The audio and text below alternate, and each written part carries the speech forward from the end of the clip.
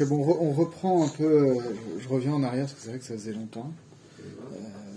Donc notre sujet, c'était cette histoire que, en plus des Nekoudim qui sortent des yeux, il y avait ces Nekoudim qui sortaient des doigts de pied, pour le faire très rapidement, qu'on avait dans le support Pshat, c'est cette histoire des 10 gouttes de semences qui sont sorties, donc pour le coup des doigts de pied de Yosef quand il a pas voulu avoir de rapport avec la femme de Poutifar, et dont on nous disait de manière très rapide que c'était les Asara Harugei Melucha, les 10 martyrs de l'Empire, Rabbi Akiva, Rabbi Ishmael, etc. Donc c'est ça qu'on essayait de comprendre, que finalement, y a un Zohar, donc dans les Chalot qu'on a vu, qui dit oui, mais tout ça, qui pose la question, mais finalement, ces tzadikim-là, qui auraient dû avoir une mort douce ou une mort ignominieuse, donc qu'est-ce qu'ils ont fait pour mériter ça? Alors même que le Zohar dit qu'il faut le comprendre comme un korban. Or, le Gaon de Vilna, on remarque très justement que pour qu'un korban soit valable, il ne faut pas qu'il ait de moum. Donc, ça veut dire que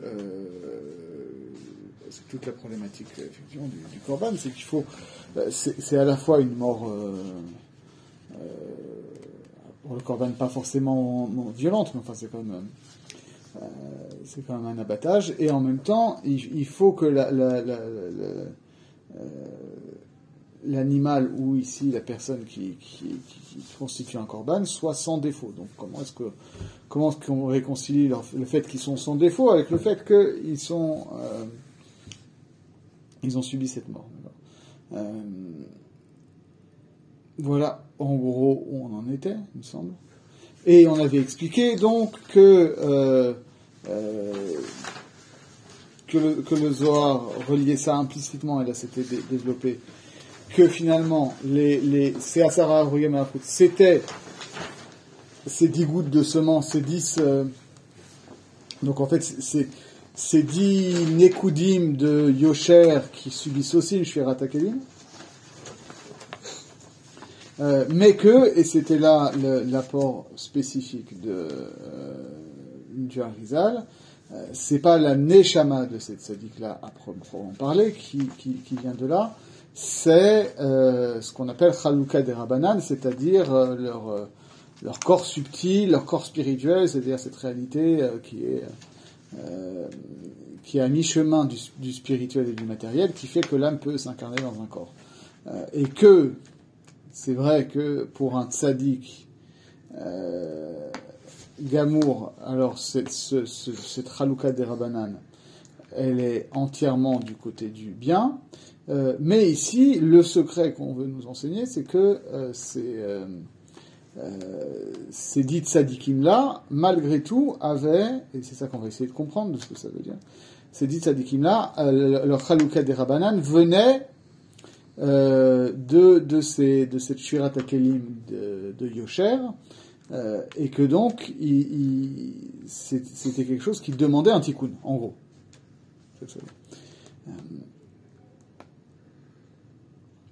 Comme on lui dit, d'accord. Je reprends le texte maintenant. Omnam elu asara harugei melucha, c'est à peu près au milieu là.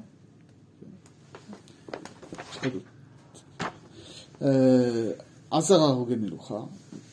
Hem asara tipin de izdareku mitzipornei Yosef keniskar betikunim. והעניין כמו שנאמר אצלנו, כי אלו העשרה טיפין הן העשרה לבושי נשמותיהן, ולא נשמותיהן ממש. C'est 10 gouttes, c'est les vêtements de leur neshama, et pas leur neshama à proprement parler. נמצא כאותן לבושים הנקרא גופין דלהון, חלוקה דרבנן, הם טוב ורע. Donc ça fait que c'est ce vêtement de l'âme qui s'appelle corps relativement à l'âme, qu'on appelle Chalukah Derabanan, ça c'est un mélange de bien et de mal. Venoda ki Aitzadat, hu shiarim shelo nitbareru meotan hamelachim shehem sod shach nitzutzim deizdareku imachshara ila. Il va falloir développer un petit peu, mais on peut passer un peu rapidement dessus. Donc on sait que justement la grande différence entre, enfin on sait parce que là on est à la fin de Etzraïm, mais nous on ne le sait pas forcément. C'est Etzraïm ça. Ouais. Le Etzadat, c'est précisément ça. Comment ça fait, s'il te plaît, le Noda qui? Le Noda. Attends, où est-ce que tu es là? Le Noda. C'est ici, là. C'est où, là? Qui? Ah, ça, oui. Venoda ki Etzadat. hu shiarim shelo nitbareru meotan hamelachim shel sod shach nitzutzim deizdareku imachshava ila. C'est-à-dire que Aetzadat et Etzraïm, ça tient un rôle très très important dans toute la symbolique du Zohar et chez le Harizal, c'est-à-dire qu'il y a l'idée que Aetzadat et Etzraïm, c'est deux aspects de la Torah. Mais oui, c'est les restes chez le Nidbareu qui n'ont pas été. Voilà. Et donc, Etzadat, c'est défini comme les restes qui n'ont pas été triés des rois qui sont morts. Et c'est ça qu'on va appeler les 320 étincelles qui ont jailli de la pensée suprême. Okay. Quel rapport? Alors voilà, on va essayer d'analyser ça. Quel rapport entre Etzadat et les Shvirikilim? Voilà. C'est-à-dire que il y a, en gros, si on compare Etzraïm et Etzadat en termes de Torah, Etzraïm, ça va être les secrets de la Torah, ça va être le Sod. C'est comme ça que ça va être défini. Etzraïm, c'est le Sod. Et Etzadat, c'est toute la Torah qui est concerné par Issour, Éther, Tamé, Tahor, etc. C'est tout cet aspect de la Torah qui est duel. C'est-à-dire que le travail qu'il y a à faire au niveau de Etzadat, c'est juste... Parce que Etzadat lui-même est défini par ces notions il y a du Issour, il y a du Éther. Parce que c'est le fait que Etzadat est interdit qui fait qu'il y a du Issour et du Éther. Donc tout le travail, à quoi ça sert Etzadat? C'est ça. Etzadat, c'est un outil, c'est la Torah en tant que système de Issour et de Éther, qui nous permet, en accomplissement des mitzvot assez et en respectant les mitzvot lota assez, de faire des tikkunim. De faire des tikkunim, de choses qui ont besoin d'un tikkun, donc de choses dont on n'a pas fait, dont le tikkun n'a pas été fait. Parce que ce qu'on va voir, c'est qu'il va y avoir, donc ici, Shvirat HaKelim, et ensuite, après Shvirat HaKelim, il va y avoir un tikkun partiel qui est fait par Akadosh Baruch Hu lui-même, pour que tout simplement, il y a un monde, il y a une structure, il y a une réalité, il n'y a pas juste Tohu Vavu, mais ensuite, il y a une partie des tikkun qui est laissée aux hommes à faire. Ce tikkun-là, il doit se faire au niveau de Etzadat, c'est-à-dire au niveau des mitzvot. Sachant que Etzraïm, c'est à la connaissance des Sodot Torah, c'est un autre sujet. Ça, c'est lié à Adam Rishon? Ça va se reproduire au niveau d'Adam Arishon, mais finalement c'est un paradigme que tu retrouves partout, quoi. Effectivement, on parle ici de Etzadat parce que c'est au niveau de Adam Arishon, c'est la seule mitzvah qu'il avait en fait. Tout était résumé là-dedans. Mm-hmm. Et donc, ce qui permet en retour de comprendre la critique que le Zohar fait des Pashtanim.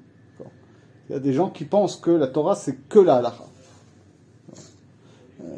Dire ça, c'est des gens qui sont finalement que au niveau de Etzadat. Okay, ils croient que le Issour Ve'eter, c'est une fin en soi. Le Issour Ve'eter, c'est pas une fin en soi. Okay. C'est-à-dire qu'il y avait le Isur Ve'eter, ça vise au tikkun. Mais croire que c'est un absolu, c'est finalement renoncer en quelque sorte à Etzraïm, qui est ce vers quoi on doit tendre.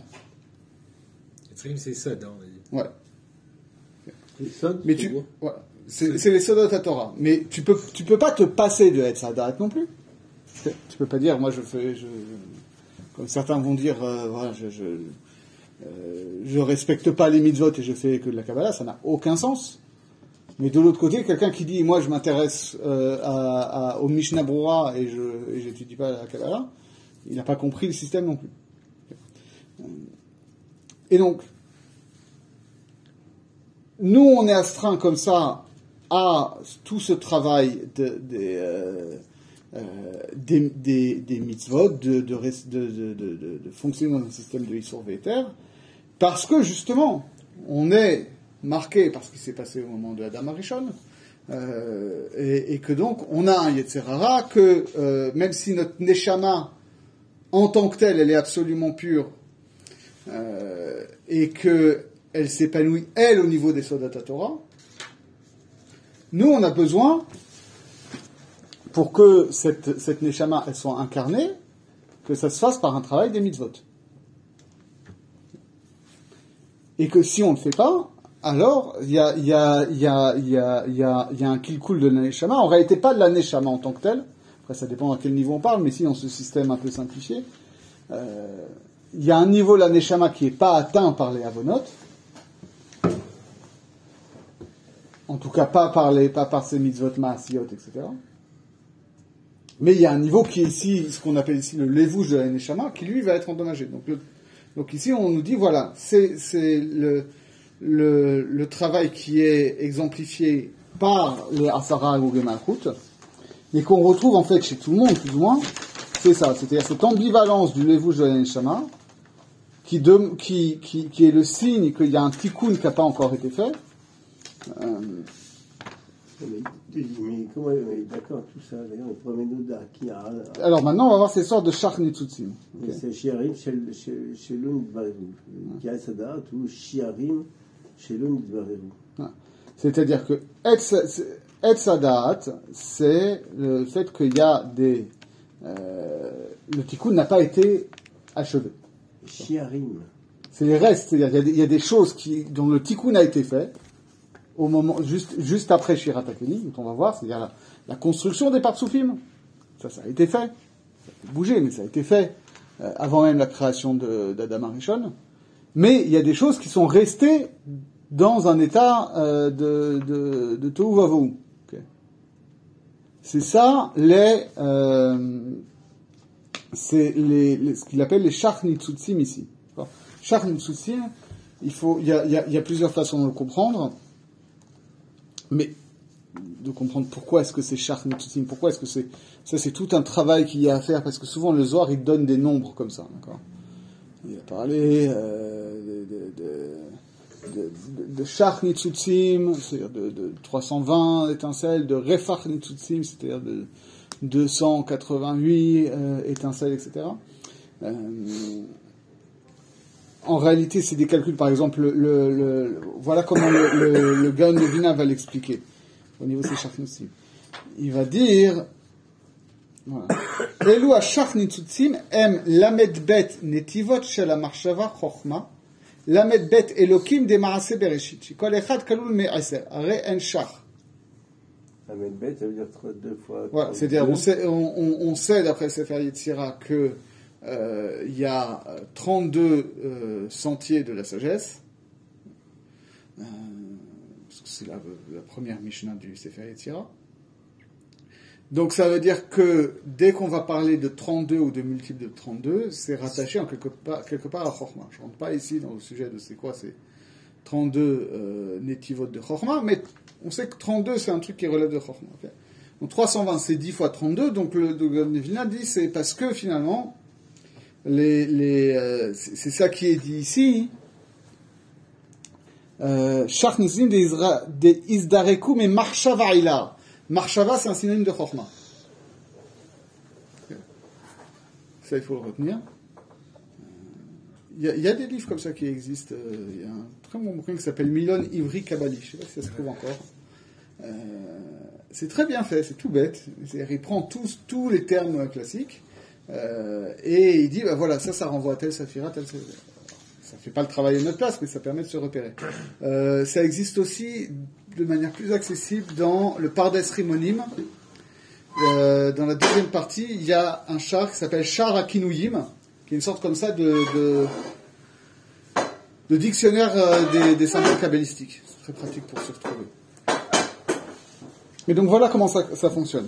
Le Zohar, lui, parle de ça. Le Zohar dit...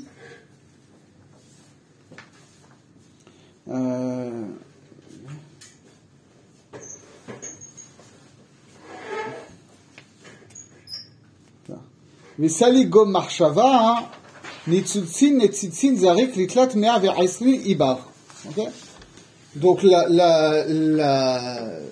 Chochma, il y a, puisque Chochma c'est 32 netivot, 32 fois 10, il y a donc 320 étincelles qui jaillissent de Chochma. Or, mais sauf que c'est pas ce qui nous est dit ici. Pour l'instant, on est au niveau de Shirat HaMelachim. Alors, comment ça fonctionne cette histoire? Quelle histoire? Cette histoire de d'où ça vient, c'est de quel rapport entre les 320 Nitzutim qui ont l'air d'être liés à Chochma, parce que c'est 32 fois 10, et le fait qu'ici, on est dans les Nikudim, donc je vois pas trop le rapport avec Chochma. Les 32 fois 10, ça veut dire, ça correspond à quoi, les 32? Les 32, ça renvoie aux 32 Netivot de Chochma. C'est-à-dire que quand il y a quelque chose qui se produit au niveau de Chochma, ça peut se produire au niveau, sous la forme de multiples de 32. Les 32. Les deux sentiers. Parce que ça, c'est une Mishnah du Sefer Yetzirah.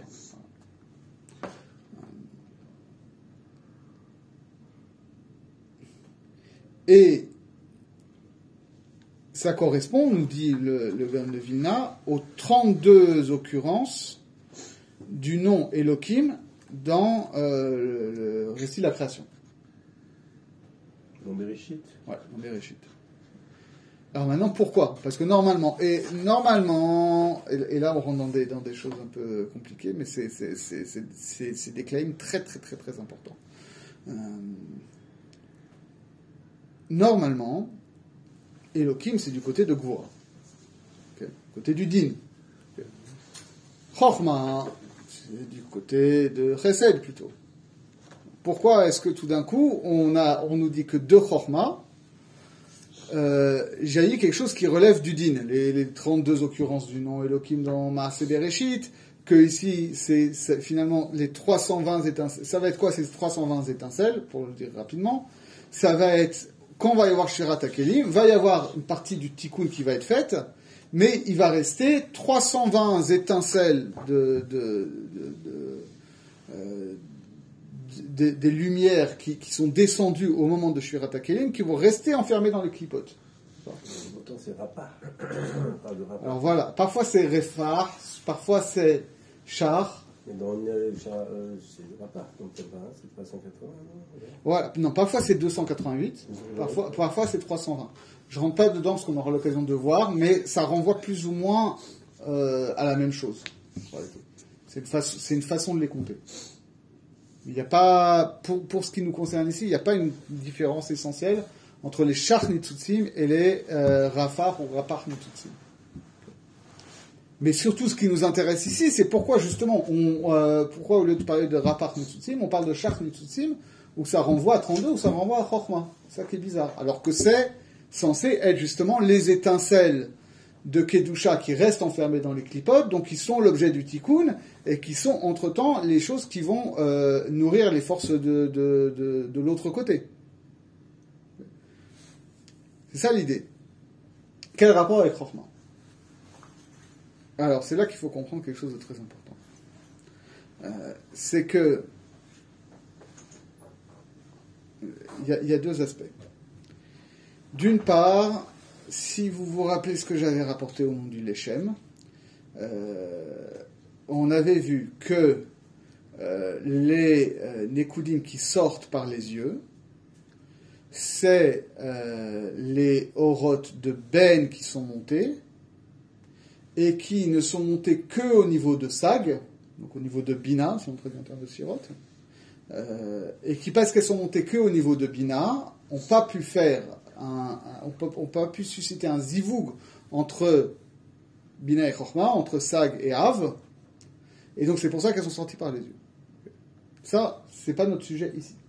Notre sujet ici, c'est les orotes de Ma qui sont montées, et qui sont montées jusqu'à Av, de Adam Kadmon, jusqu'à Chochma, mais sans pouvoir faire un zivoug complet, et donc qui sont redescendus,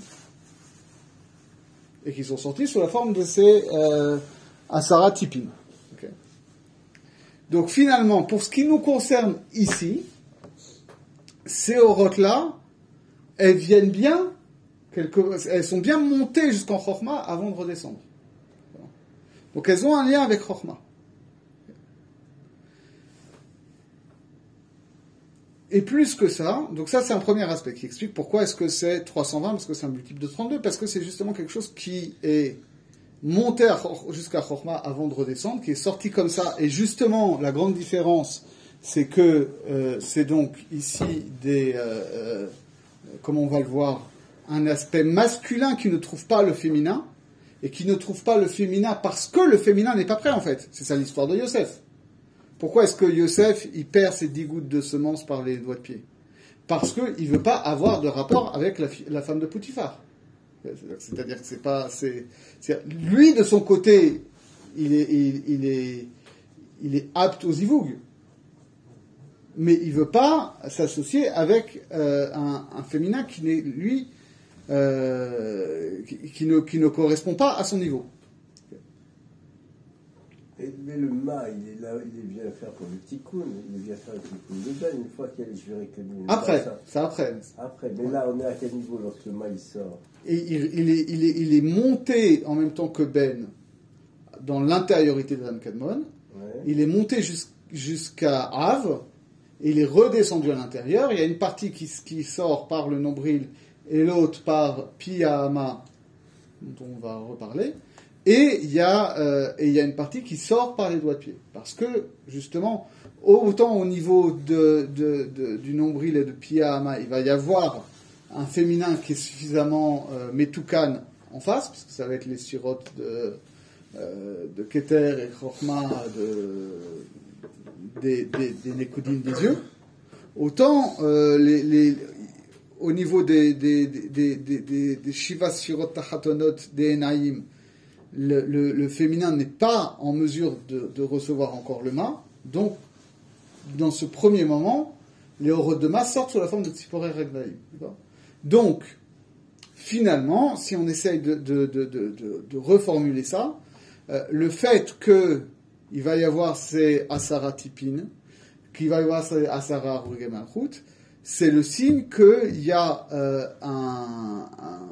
un masculin qui, parce qu'il ne trouve pas à s'unir à un féminin, va finalement devoir passer par une autre forme de tikkun. Et ce tikkun-là, c'est celui qui va être notre destin à nous, finalement. En tout cas, le destin des Asara Ruge Malchut, parce que d'un côté, c'est ça qu'il faut bien comprendre, les Orot des Enaïm, c'est ça qui va concerner les Orlamot. Le réel dans son ensemble, etc. Parce que c'est la dimension de Higulim et tout. C'est la Shirat HaKelim de ces Asara Tipin, des Nekudim des Yosher, ça concerne les Neshamot, ou en tout cas l'aspect de la Neshama qui va être concerné par le Tikkun. Okay. Donc c'est un destin plus spécifique. Les Asara Nekudim des yeux, ça concerne les Olamot. Les Asara Nekudim des doigts de pied, ça concerne les Neshamot. Parce qu'il y en a un qui est Gulim et l'autre qui est Yosher.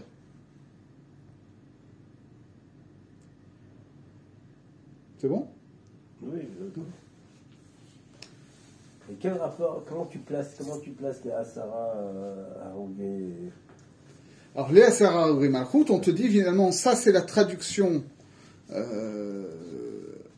archétypique, mais au niveau individuel de ce qui s'est passé, au niveau comme ça des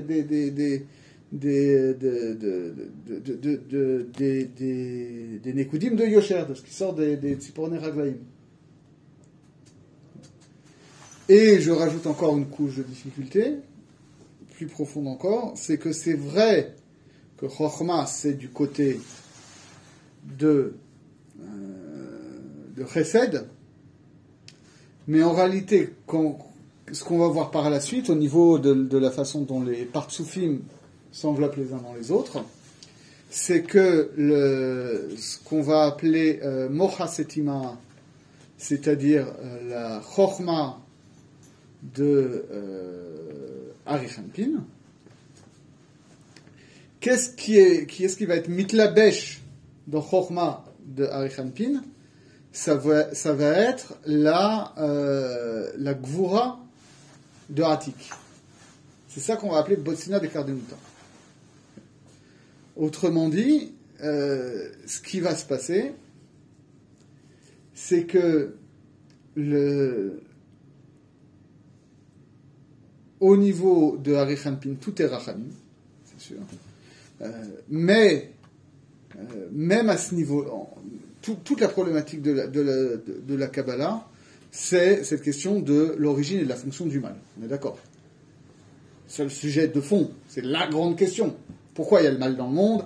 À quoi ça sert? D'où ça vient? Est-ce que c'est quelque chose qui échappe à la puissance divine? Ou est-ce que, au contraire, c'est quelque chose qui est voulu par Dieu? Mais alors, comment on réconcilie cette idée fondamentale du monothéisme que Dieu est la cause du bien et du mal, et en même temps, Rosé Shalom Voreh Tara, et de l'autre côté, cette idée que Dieu est parfaitement bon et que c'est pas un Dieu mauvais ou cruel, etc. C'est ça la grande question. Okay, c'est ça la question de la Sarah Arugé Malchut, finalement. Okay. Comment on réconcilie ça? C'est la question de la Sarah Arugé Malchut. C'est la question du Zohar. Il dit, comment tu peux avoir des gens qui étaient les 10 plus grandes sadikim de tous les temps, et qu'ils subissent un sort aussi ignominieux d'être brûlés dans un Sefer Torah, d'avoir la peau du visage arrachée, d'avoir les chairs peignées avec des peignes de fer, etc. Comment c'est possible? Comment est-ce que Dieu peut laisser faire ça? C'est ça la question. Tu peux poser ça sur... Tikkun. Ah, ok, Tikkun, mais Tikkun, pourquoi il y a besoin... Pour une mort classique ne suffirait pas. Ouais. Une mort classique devrait suffire. Le Tikkun, si c'est un... Je veux bien qu'il y ait un Tikkun, mais pourquoi c'est un Tikkun? En quoi est-ce que ça fonctionne comme un Tikkun? Pourquoi sur eux, quoi, du coup. Ouais. Pourquoi sur eux? Et avant tout, déjà, il faut comprendre cette histoire de d'où vient le mal. Et il y a tout, dans la Kabbalah du Harizal, qui vient du Zohar, il y a toutes ces chaînes-là, de dire que finalement, avant de parler du fait que il y a que les dinim, ça vient de Gvura. Finalement, Gvura lui-même trouve sa racine dans Bina, qui n'est pas din, mais qui est la source du din. Mais plus profondément que ça, à un niveau supérieur, finalement, même ce qui, au niveau de Arichanpin, est la racine du Chesed, puisque c'est Chochma, finalement, dedans, tu as la Gvura du niveau supérieur qui s'enveloppe. C'est-à-dire que ce que ça veut dire, c'est que finalement, et c'est ça dont on parle, c'est pour ça qu'on emploie le terme de marshava ici à chaque fois. C'est-à-dire que ça permet de dépasser le dualisme même au niveau de Chochma et de Bina. Tu peux pas dire que d'un côté il y a Chochma qui est Kulo Rachamim et Bina qui est déjà un peu din. C'est que finalement, ce qu'on voit, c'est que même au niveau de Chochma, c'est pas que même Chochma est din. C'est-à-dire que le din qui va s'exprimer graduellement à travers Bina et à travers Gvura a déjà sa racine en Chochma de Rechanpin qui est Rachamim, parce qu'en fait dedans tu as la Gvura de Atik qui est Mitlabesh, et Atik est Kulo Rachamim, d'accord? Ce qui veut dire que finalement, plus on va remonter, plus on va à chaque fois trouver le din, qui va être non pas comme une puissance séparée, mais qui va être une partie intrinsèque du système. Et que donc ici, le terme clé est marshava. Marshava, c'est être rochev, c'est-à-dire tu peux parler comme ça comme un calcul. C'est Akadosh Baruch Hu a ses cheshbonot, d'accord, et que toi tu vois pas forcément où mènent ces cheshbonot, mais qu'il y a une rationalité dans ces cheshbonot. Et tu peux, l'autre métaphore que tu as, c'est Maaseh Choshev. Maaseh Choshev, c'est quelque chose qui est tissé, c'est-à-dire qu'il y a quelque chose, nous on voit un certain état, on ne voit pas l'envers de la trame. On comprend comment est-ce que les choses sont tissées. D'accord. Et ce qu'on vient nous dire ici, c'est que ces chars Nitzutsim qui ont l'air d'être la racine du mal dans le monde, etc., parce que c'est des étincelles qui ont été séparées de la sainteté, qui sont enfermées dans ces clipotes, finalement, elles sont aussi et elles sont même l'expression par excellence de la marshavaïla, de la façon dont Akadosh Baruch Hu trame l'histoire par un calcul infini de possibilités. Tout ça pour dire, c'est quoi ces chars Nitzutsim? Les Nitzutsim sont des étincelles de lumière qui viennent de. Donc c'est les sigim qui posent problème. C'est-à-dire, c'est les sigim dans lesquels sont enfuis, les clipotes dans lesquels sont enfuis les Nitzutsim qui posent problème, qui sont le reflet du mal. Oui, mais en même temps, les clipotes n'existent que parce qu'il y a ces Nitzutsim qui les maintiennent dans l'être. Ça, c'est toi qui le dis. Non, c'est pas moi qui le dis, c'est l'Arizal qui le dit. Non, mais il parle des clipotes parce qu'il parle c'est pas une conséquence des Nitzutsim. Apparemment, pour l'instant, on ne sait pas d'où ils viennent ces clipotes. Alors, on va voir, parce qu'on va parler de la... Qu'elles existaient avant les Nitzutsim, après, on ne sait pas, puisque lorsqu'il y a les Shvirikolim, il y a les... On en parle, mais ce qui est clair partout, c'est qu'on va te dire à chaque fois... il n'y a pas une création de clipotes ou de sigim parce qu'il y a eu les Shvirikolim. Non, mais les clipotes ne continuent d'exister que parce qu'il y a des Nitzutzot qui leur donnent l'être. Oui, parce que sinon elles sont pures, pur néant. Avant, qu'est-ce qu'elles étaient? Alors avant, c'était les Oroth qui étaient dans les Kélim. Et quand il y a eu la Shvirat HaKelim, comme on va le voir... Les Oroth qui étaient dans les Kélim, c'est des Nitzotzot. Alors, en réalité, on parle de Nitzotzot quand va y avoir Shvirat HaKelim. Il y a une partie des Oroth qui vont remonter. La majorité des Oroth qui vont remonter. Et il y a une partie qui va rester enfermée dans les Shivrei Kelim. Pour les faire vivre. Voilà, et c'est ça qu'on appelle les Nitzutsim. Voilà, mais c'est des Nitzutsim, c'est ce qui reste des lumières supérieures pour faire vivre les Shivrei Kelim. Voilà. Et donc, sinon, ils seraient complètement... Ils seraient retournés au néant. Ils seraient pas au néant, ils seraient complètement bouffés par Stracha. Non, parce que le Stracha, c'est pas une réalité indépendante. De quoi? D'Akadosh Baruch Hu. Ça, c'est toi qui le dis pour l'instant. Non, mais il n'y a aucun moment. D'accord, mais il y a aucun moment dans le processus de Shvirat HaKelim que tu as un Sitra Hara qui existe indépendamment des clipotes. Oui, mais on voit apparaître. Alors dans ce cas-là, tu dis toi que les Sitra, que les clipotes apparaissent par nécessité des Shvirat Kelim. Non, pas par. Au moment des Shvirat HaKelim, il y a apparition des clipotes. Oui. C'est ce que tu dis. Oui. Et donc il y a apparition. Parce que les Shivrei Kelim, c'est les clipotes. Les Shivrei Kelim, c'est des lumières qui n'ont pas pu remonter. Les Shivrei Kelim, c'est-à-dire que tu vas avoir là, on est bien d'accord qu'à la base tout est Oroth. Ça, je suis pas sûr de ça. Que les Shivrei Kelim soient les clipotes, ça m'étonnerait parce que les Shivrei Kelim, c'est les Kelim qui n'ont pas pu supporter les Oroth qui ont été transmis, les Oroth de Ben. Ouais. D'accord. Donc ils se sont brisés et ils sont allés. Donc il y a eu, c'est ce qu'on appelle les rapars, les Shivrei Kelim, et puis après il y a eu des rapars Nitzutsim qui ont suivi les Shivrei Kelim. Donc on peut supposer qu'il y a autant de Nitzosim que de Shvirei Kelim. Oui, mais ça, non, ça on Et verra. Et après, on dit que ces Shvirei Kelim ont été sont enfouis dans les Sigim, dans les Non, les Sigim, c'est-à-dire, en fait, toi, tu dis que les Shvirei Kelim... on verra. Mais en tout cas, il n'y a pas des clipotes qui existent indépendamment avant ou après de la Shvirata Kelim. C'est-à-dire, c'est les Shivrei Kelim qui vont faire que va y avoir des clipotes. Et ce qui va se passer justement, c'est que, comment dire, au début, tu vas avoir des Kelim, avec des Oroth qui descendent dedans. Je reprends les étapes. D'abord, au niveau de Olam HaNikudim, on va avoir les Kelim, qui vont d'abord sortir. Ensuite, les Oroth qui vont arriver. Les Kelim qui vont pas supporter les Oroth, qui vont se briser. Et les Kelim, c'est des lumières. Oui, voilà. Oui, à la base, c'est des lumières. Oui, c'est pareil. Voilà. Mais un peu gaz, ils sont plus gaz que le reste. Et ensuite, mais pour l'instant, elles sont reliées à la source. C'est ça qui fait que c'est des Kelim. Quand elles vont se briser, c'est-à-dire qu'il va y avoir une inadéquation entre ce qu'elles sont en propre et ce qu'elles sont censées recevoir. Donc la plupart des Oroth qui devaient rentrer dans les Kelim vont remonter.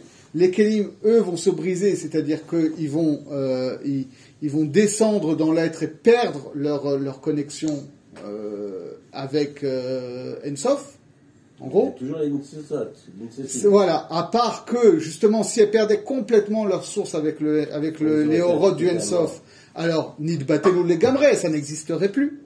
Donc, il y a des Nitzutzot qui vont retomber dedans, parce que finalement, tout le travail du Tikkun, ça va être quoi? Ça va être d'aller récupérer ces Nitzutzot, et, sans doute, on verra le détail, un aspect de ces Shivrei Kelim, que ça, on va les restituer à dans le Tikkun, et que ça va redevenir une expression du Ensof, et que les parties qui étaient inassimilables, après il faut voir effectivement qu'est-ce que ça veut dire ces parties inassimilables. C'est un petit peu difficile à comprendre parce que tout notre tikkun, c'est de faire les birourim des Shivrei Kelim. Oui. Ça veut dire qu'on récupère les Shivrei Kelim et on fait leur birour, ça veut dire on les réintègre dans les partsoufim. Alors justement, la question c'est de savoir. La question ce qui se pose, c'est que, et on parle de klipot, une fois que tu as fait le tikkun, de Zun, une fois que tu as fait des clipons de Zun, d'accord, tu sais, tu as un zivou supérieur entre Baïma et ils sont à Hor Béachor, justement on dit qu'ils sont pour se protéger des clipotes. Donc ça veut dire ils vont pas se protéger des Shivrei Kelim. Non, justement, la question c'est-à-dire que le bureau dont on va parler, c'est essentiellement d'aller chercher justement ces Nitzutsim dans les Shivrei Kelim pour restituer les Nitzutsim vers le haut. C'est char ou c'est refach nitutsim. Et ce qui ne peut pas être récupéré, alors il y a peut-être une partie aussi des Oroth des Kelim dont on va faire le bureau. Lorsqu'on parle des clipotes, lorsqu'on parle par exemple de Ahor Béachor ou de Ahor Bépanim, des partsoufim, c'est pour se protéger lorsqu'ils sont Ahor Béachor ou Ahor Bépanim, pour c'est des clipotes. Lorsqu'ils sont complets, lorsqu'ils sont dans un zivouk, donc ça veut dire que c'est des clipotes qui sont indépendantes des Shivrei Kelim. Non, pourquoi? Les Shivrei Kelim sont déjà birourés. Non, par définition, si les Shivrei Kelim n'ont pas subi de birour, ils sont pas là-haut, tu vois ce que je veux dire? Bon, ok. Bon, de toute façon, c'est le sujet de tout Etzraïm, donc on va... Oui, mais on parle des clipotes, on parle que les partsoufim se mettent en position de défense des clipotes, alors qu'ils sont justement que le but c'est de faire le tikkun de ces partsoufim. Une fois qu'on a fait le tikkun, ça leur permet d'être panim bépanim, de faire un zivoug et de recommencer. Oui, mais attention, parce que finalement, une fois qu'ils sont... Les clipotes, c'est d'accord qu'elles sortent pas de nulle part. Les clipotes aussi, elles viennent de Ensof à la base. Tout vient de Ensof. Tout vient de Ensof. Et elles naissent au moment... Mais on ne sait pas, moi, ma question, c'est ça ce que ma question est là. Toi, tu prends, ça c'est là, tu as peut-être certainement raison. Si tu le dis, c'est que tu le sais, d'accord. Mais c'est que tu dis que les clipotes, c'est les Shivrei Kelim. C'est un aspect des Shivrei Kelim. C'est l'aspect des Shivrei Kelim dont on ne peut pas faire le tikkun. C'est ça ce qui m'embête. Mais d'où ça reste? Ça veut dire c'est ça. Parce que c'est ce que dit le Harizal tout le temps. Il dit à quoi ça va. Enfin, tout le temps. Plusieurs façons dont il explique. Mais un des grands schémas par lesquels il explique la nécessité de Shvirat HaKelim et du Tikkun, c'est parce que justement, finalement, au sein même des Horot qui allaient sortir du Ein Sof, il y avait des choses qui relevaient du mal et donc qu'il fallait séparer du bien. Donc et ça, c'était un certain aspect des Kelim. Et donc tout le but de Shvirat HaKelim, c'est de faire en sorte que tout ça soit brisé, et que, parce que ensuite c'est brisé, on va pouvoir aller récupérer dans les Shivri Kelim les choses dont on peut faire le tikkun, et on va faire le birour littéralement, comme à Shabbat, quand tu fais le birour, tu es borer ochel mitor psolet, c'est ça l'idée. C'est que à la base tu as quelque chose où le ochel et le psolet ils sont mélangés, et tu vas casser ça pour aller. Excuse-moi d'insister, je disais que les shvirikelim sont enfuis dans les sigim, ce qu'on appelle dans les sigim, d'accord, ça veut dire la tourbe, enfin c'est ça. Non, les sigim c'est pas la tourbe. L'image des sigim c'est quoi? C'est quand tu extrais du minéraux brut de la mine et que mêlé à l'argent ou à l'or, il y a des impuretés. On appelle ça comment? C'est pas la tourbe, c'est les impuretés. Non, c'est mieux, il y a un autre terme. Ok, il y a le minerai, ça veut dire lorsque le minerai n'est pas sorti, il y a un terme. La gangue. La gangue, voilà. C'est ça les sigim. Donc ces sigim, c'est le mal.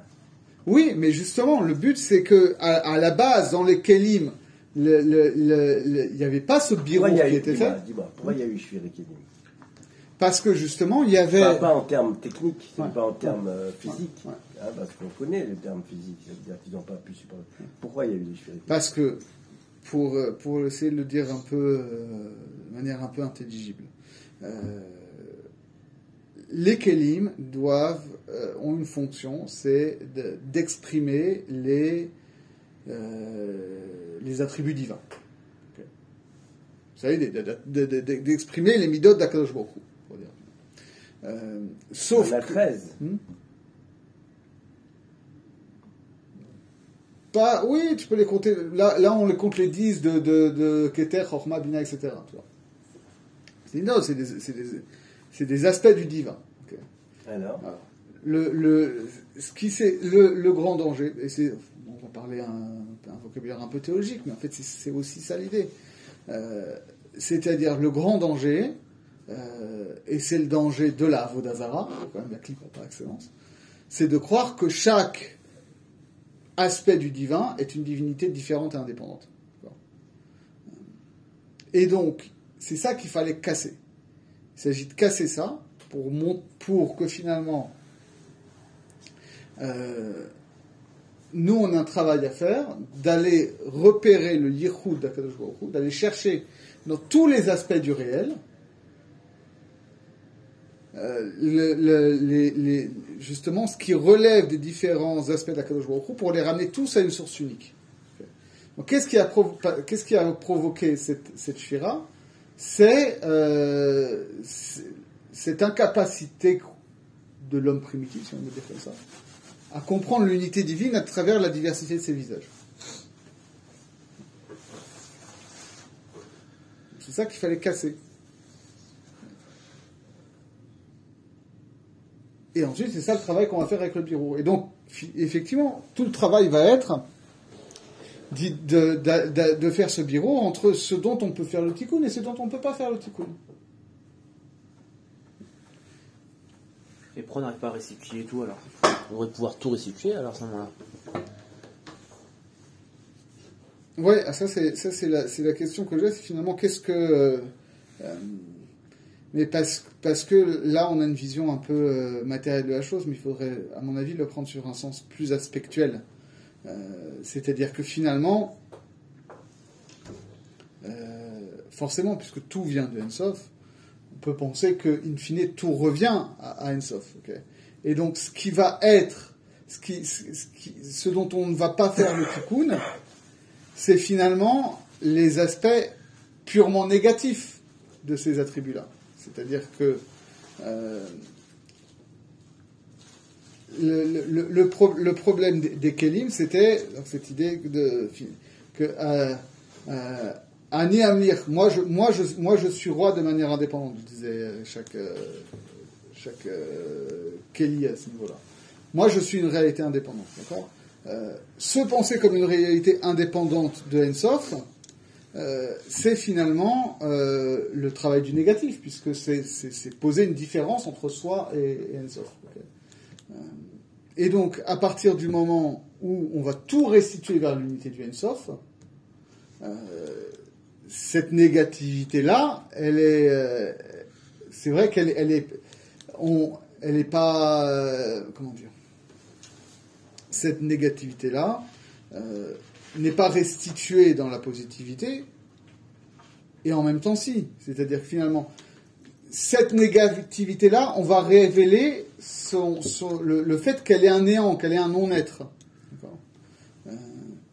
Donc le problème venait qu'on prenait le négatif pour une réalité indépendante. Faire le birour, c'est démontrer que c'est à cause du négatif qu'il y a dans les horotes qu'on aurait cru pouvoir penser que chaque attribut était une divinité en soi. Ouais, c'est-à-dire qu'à partir du moment où on pensait que Chesed c'est différent de Gvura, Chesed n'est pas Gvura.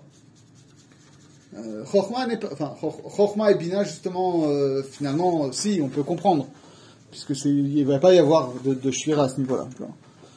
Chochma et Bina, on comprend comment ça fonctionne ensemble, mais Chesed et Gvura, on ne comprend pas comment ça fonctionne ensemble. Donc on sépare les deux, on les oppose, on crée une tension entre les deux. Et parce qu'on n'arrive pas à penser ensemble les deux, alors c'est là qu'il y a Shvira. Et à partir du moment où on arrive à restituer cette unité de Chesed et Gvura, alors effectivement, ce qu'on ne sauve pas, c'est cet aspect irréconciliable entre Chesed et Gvura. Mais cet aspect irréconciliable entre Chesed et Gvura, c'est un pur néant en fait. Donc on n'en fait pas le tikkun, mais en le révélant comme néant, on en fait aussi le tikkun en quelque sorte. Alors après, on peut poser la question, mais finalement, si tout ça, si finalement tout est un, si finalement tout vient de Dieu et tout revient à Dieu, alors on va dire que tout est kadosh et que tout est permis. Okay, c'était le discours de Shabbat Ha'etzvi, ça. Le discours de Shabbat Ha'etzvi, c'était de dire, ben voilà, tout le travail qu'il y a à faire avec les mitzvot, avec le Isur Ve'eter, ça a été fait. On a fait ce tikkun-là. Donc maintenant, il reste à aller faire le dernier tikkun, d'aller chercher les nitzutzot, y compris dans les choses qui sont complètement tamées, complètement assourds. Ça, c'est problématique. Et ça, c'est problématique. Enfin, c'est problématique. Pas qu'on prenne un peu d'eau strate. Non, et je finis là-dessus, et donc on comprend. Hein? Ça te déprime. C'est? Ça te déprime. Non, ça ne me déprime pas, mais on est dans les. C'est pas suffisamment concret, il n'y a pas de support. Et non, donc juste pour finir pour ça, et donc on comprend que voilà, justement, c'est tout le travail des Neshamot et de la difficulté qu'il y a ici que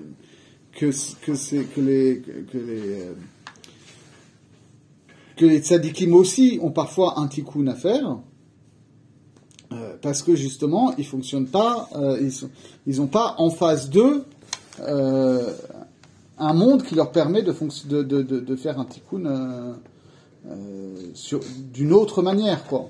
C'est-à-dire qu'il y a un tikkun qui peut être fait il y a un tikkun du monde qui peut être fait par les mitzvot, machin, etc. Et parfois le monde, comme à l'époque des Asara et Malchut, est dans un tel tohu vohu que eux ils vont s'occuper d'une autre sorte de tikkun qui veut être un tikkun de la neshama et qui passe donc ici par ce lien de korban, quoi. Et pour revenir, c'est parce que finalement c'est ça le fin mot de l'histoire, c'est ce que dit la Gemara à propos de cet épisode avec Rabbi Akiva et Moshe Rabbeinu, d'accord? Ou comme Moshe Rabbeinu dit, vous vous rappelez, c'est le Midrash. Moshe Rabbeinu, il voit que Baruch Hu qui accroche des taguines sur les lettres, il dit mais à quoi ça sert? Il dit il y aura un grand chacham dans des générations après qui sera Doresh des montagnes de Halachot de ça. Alors il assiste au cours de Rabbi Akiva, il comprend pas pourquoi c'est pas Rabbi Akiva qui est Moshe Rabbeinu et tout ça. Il lui dit alors tu m'as montré la Torah, montre-moi son salaire. Et il lui montre Rabbi Akiva en train d'être martyrisé. Et il lui dit Zo Torah vezo Srara, et il lui dit Shtok kach ala be marchavati. En fait, tout ça, c'est une dracha de ce kach ala be marchavati. Ça m'est monté ainsi dans la pensée. Ça veut dire que, oui, finalement, c'est profondément, les Asara Urugei Malchut, c'est le signe, non pas de la Shira des Kelim du monde, parce que le monde en lui-même est issu de l'absence de Zivug, mais de la Shira des Kelim des Neshamot qui viennent de ces Orot d'Ema qui sont montés jusqu'à Marshava pour redescendre et ne pouvant pas s'exprimer dans un monde qui était Tohu, sont obligés de passer par un tikkun intérieur qui va, pour le coup, remonter jusqu'à la Marshava d'Akadosh Baruch Hu et provoquer, pour le coup, ici, le tikkun qu'on recherche. On reviendra dessus. Et quel est le lien avec Yosef? Où intervient Yosef par rapport au Homa et tout ça? Alors Yosef, il intervient justement parce que Yosef normalement c'est Yesod et que ces Orot-là auraient dû s'exprimer par Yesod, mais que parce que, alors c'est ça qu'on va revoir sur Otzrot après, parce que il y a au niveau des Orot de Ma qui sortent au niveau du nombril et de Yesod, que en face, au niveau des Orot, des Nekudim qui sont sortis par les yeux, il n'y a pas encore une réceptivité adéquate pour ces Orot-là. Alors ces lumières-là, elles sont obligées de sortir par les doigts de pied. Okay. Et c'est l'histoire de Yosef, c'est-à-dire que Yosef, qui aurait pu être Mashiach, s'est retrouvé dans une situation en Mitzrayim avec la femme de Poutifar où c'était juste pas possible. C'était pas et donc lui a dû subir cette inadéquation et a dû subir et a dû enclencher tout ce phénomène-là et que à cause de ça il va y avoir, parce que finalement qu'est-ce qui va se passer à cause de cet événement-là? Il va se retrouver en prison, parce qu'il va être en prison, il va parler à Paro, et ça va créer la descente des Israël en Mitzrayim, et tout ça va s'enclencher. Et tout ça, ça vient aussi de l'histoire de Yosef et de ses frères. Alors après, on pourrait relire comme ça. Alors comment tu relis la faute des frères? Enfin, la faute, si c'est une faute, parce qu'apparemment, ils ne pensaient pas. La vente de Yosef, parce que les Asara Urugei Malchut, ils viennent faire le tikkun des frères. Alors, le Zohar est un peu cholek là-dessus. Le Zohar dit... c'est ce que voulait l'empereur, et c'est pour ça qu'il les a vendus. Oui, alors le Zohar, d'après... Et Batkol, elle est sortie, elle leur a dit oui, vous payez à ça, ce truc-là. Donc c'est pour... Alors le Zohar a un problème là-dessus, parce qu'il dit, mais finalement... les frères de Yosef, ils ont fait tchouva. Mais apparemment, ils n'ont pas fait de faute, apparemment, parce qu'ils n'ont pas fait de faute réellement. Alors attention. Ça s'appelle tikkun. Pas besoin de tikkun s'il n'y a pas de faute, non? Oui, non, mais ils ont pas. Ils ont fait. Attention. Il faut faire très très attention quand tu dis un tel il n'a pas fait de faute. Oui, mais parce que il a peut-être pas fait de faute en termes de justement devant un beddin, il serait pas chayav. Quand on dit comme ça lo chata, comme David Ameller on dit lo chata, ça veut dire techniquement devant un beddin vous pouvez pas être condamné. Ça veut pas dire que du point de vue d'Akadosh Baruch Hu ils ont pas eu tort. Alors peut-être qu'ils avaient toutes les bonnes raisons de penser que machin, mais les maasés ils ont quand même c'est une erreur, c'est pas une faute, c'est une erreur. Ouais. c'est une erreur et il y a toujours la question. Si tu prends l'exemple de David Ameller, c'est clair, quoi. C'est-à-dire que David Ameller, oui, techniquement, il n'a pas fauté avec l'histoire de Bathsheba, c'est-à-dire devant un Beddin où il n'aurait pas été condamné. Mais quand tu as Nathan Hanavi qui lui dit t'as fait une très grande faute, à cause de ça ton premier-né va mourir, et que lui il passe la moitié de Sefer Tehillim à dire j'ai fait la plus grande faute du monde, tu peux pas dire qu'il n'a pas fauté à ce niveau-là, tu vois, d'un point de vue moral, etc. Mais le Zohar il dit Inachinami, mais de toute façon les fils de Yosef, les fils de Yaakov, ils avaient fait Tshuva, donc ils étaient plus Chayav Mita en tant que tels.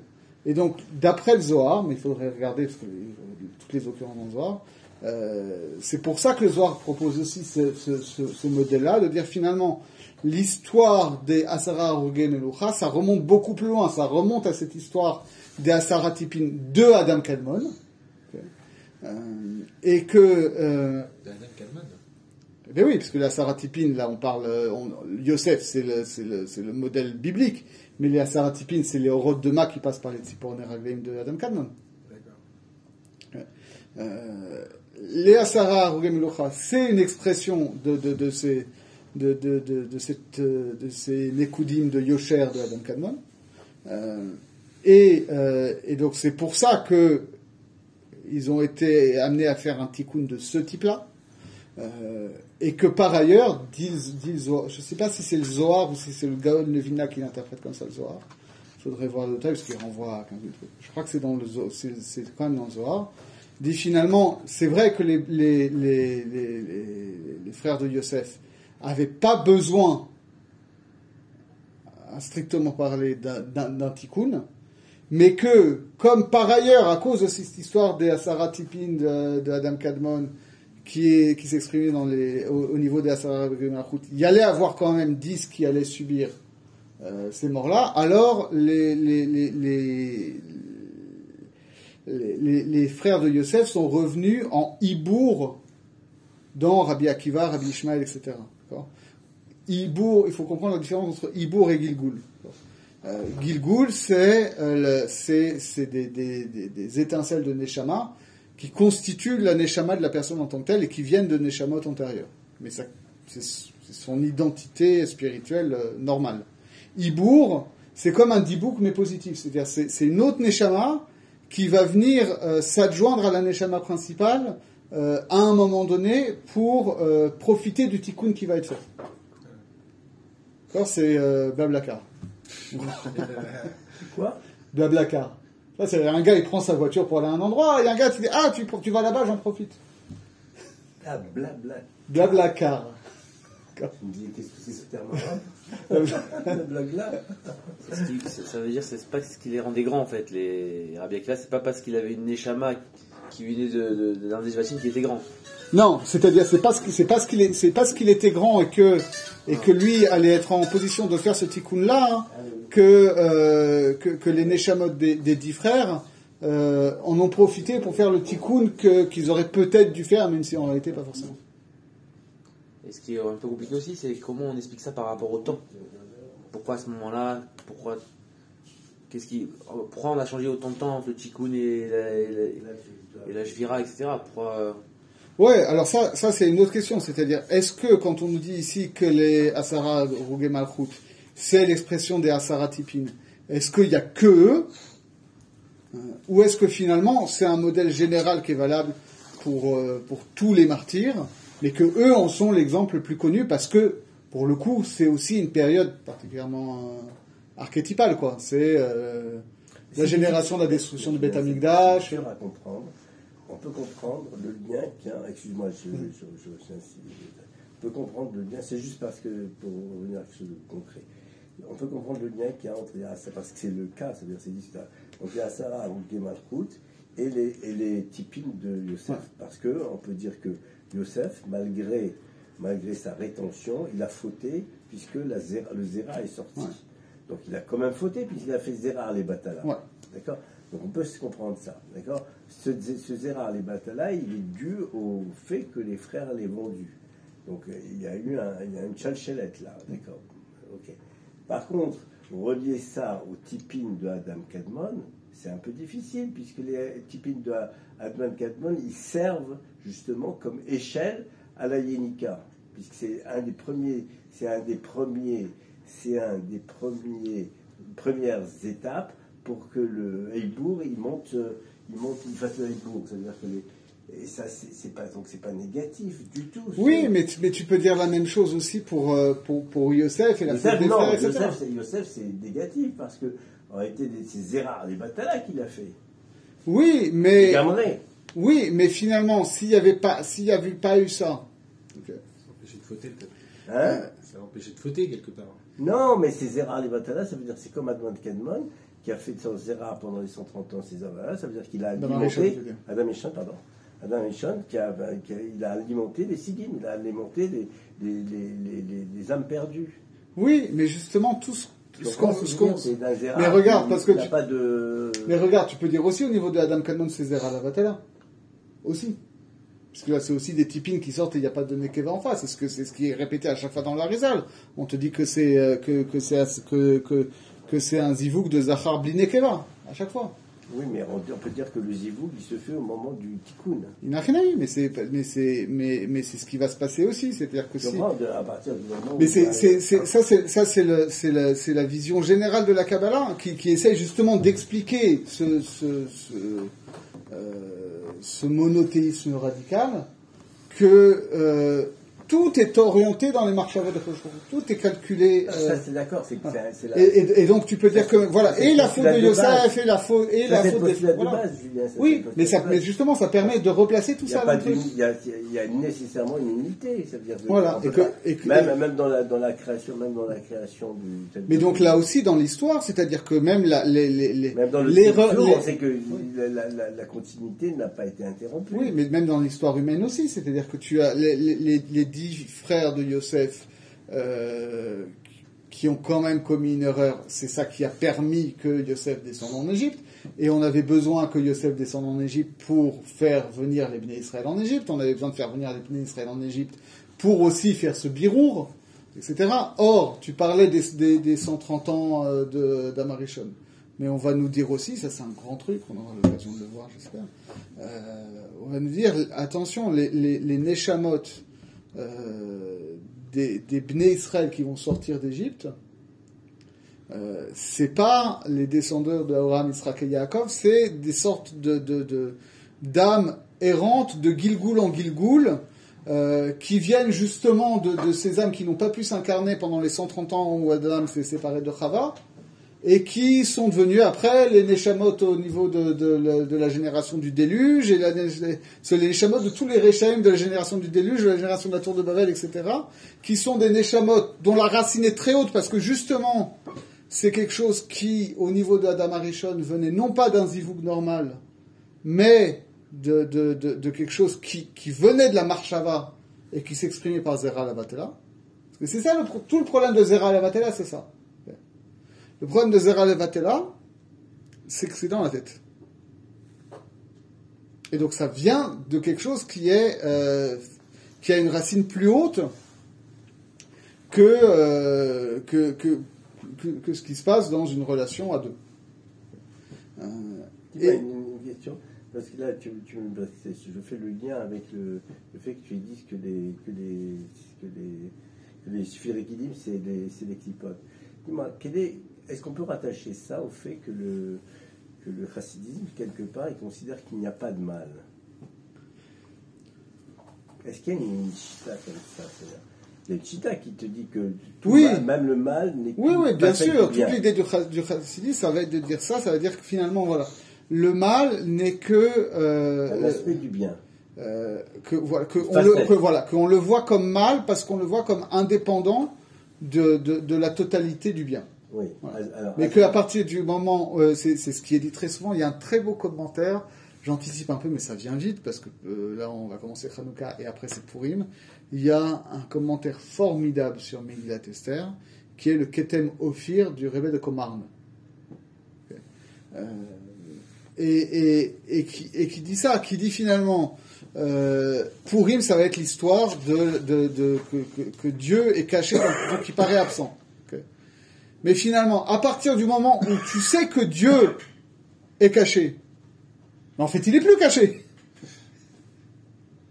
Puisque tu sais qu'il est présent, en fait, d'accord? Il est présent mais caché. S'il est présent caché, il est plus caché. Donc il s'agit juste de s'exercer à le voir.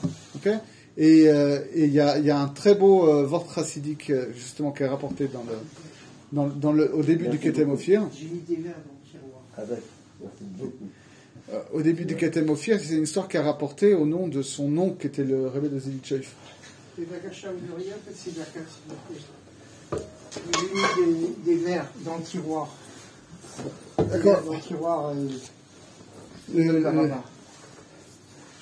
Le Rebbe de Zilitchev, qui était le grand kabbaliste, le grand commentateur du Zohar à cette époque-là, il y a un de ses... je sais plus si c'était son frère ou son neveu, etc., qui vient le voir et qui dit oui, j'ai un problème parce que bon, parfois ma tfila c'est pas toujours ça, et d'autres fois, alors que j'ai passé la journée à étudier, et d'autres fois j'ai passé la journée sur les routes à essayer de vendre des trucs, c'était la quincaillerie, machin, tout ça. Et je fais la tfila, et là j'ai une hitla avout incroyable, et j'ai peur que ce soit le Sitra Hara qui me prenne, etc., et qui me donne des illusions. Il dit non, pas du tout, parce qu'en fait, tout ce que tu as fait pendant ta journée, où tu croyais que tu étais dans le rôle à travailler et tout, ça t'a permis de passer dans plein d'endroits où il y avait justement des nitzutzot de Kedusha à aller chercher, et ensuite, c'est au moment de ta tfila, tu fais remonter toutes ces nitzutzot de Kedusha. Donc il y a cette idée fondamentale dans le chassidisme que l'engagement dans le monde profane, si c'est fait justement avec un regard de Kedusha, que tu fais ça, que tu profites d'être dans un travail déjà pour faire ton travail conformément à la Torah, en étant Mekadesh Shem Shamaim, en montrant que tu travailles bien, tu es honnête parce que tu es un bon yid, etc., que tu donnes le bon exemple et que tu donnes quelques divrei Torah, etc. Même si tu as l'impression que c'est du Bituzman, en réalité, à son moment, tu fais un travail de birour des nitzutzot à partir des clipotes, c'est-à-dire pas forcément du mal, mais en tout cas des choses qui ont l'air profanes, plus important, du point de vue chassidique en tout cas, que si tu étais au Beth Midrash à étudier toute la journée. Donc je propose qu'on retourne au mood profane, qu'on aille briser les clipotes du froid polaire qui descend. Et qui ne va pas s'arrêter. Hein. Qui ne va pas s'arrêter. Il y a un match ce soir.